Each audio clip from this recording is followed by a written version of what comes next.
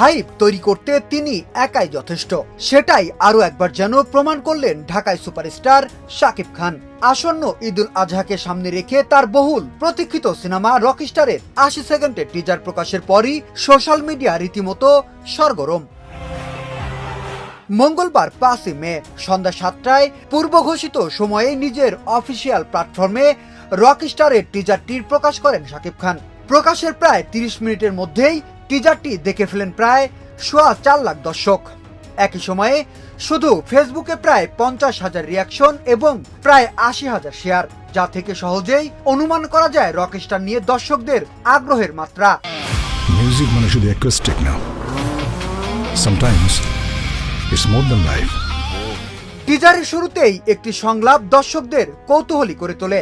Music মানে শুধু acoustic নয়, sometimes it's more than life. এই একটি সংলাপেই নির্মাতা সিনেমাটির মুড এবং দর্শনের ইঙ্গিত দিয়েছেন। এরপর পুরো টিজার জুড়ে দেখা যায় এক রকস্টার আগুনের উত্থান, উন্মাদনা এবং অস্থির জীবনের ঝলক।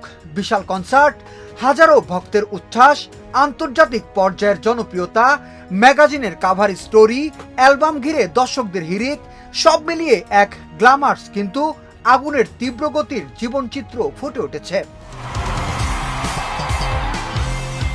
তবে শুধু সাফল্যের গল্পে সীমাবদ্ধ নয় রকস্টারের টিজার, বরং এতে উঠে এসেছে ড্রাগস, পুলিশে উপস্থিতি, সংবাদ সম্মেলনের চাপ এবং ব্যক্তিগত জীবনের কষ্ট ও একাকিত্বের মুহূর্ত।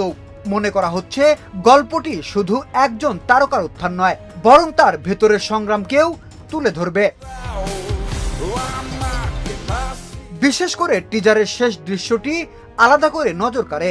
রকস্টারের কণ্ঠে শোনা যায় আমাকে নিয়ে যাও তোমার সাথে, যা পুরো টিজারে এক রহস্যময় আবহ তৈরি করে। আমাকে নিয়ে যাও তোমার সাথে।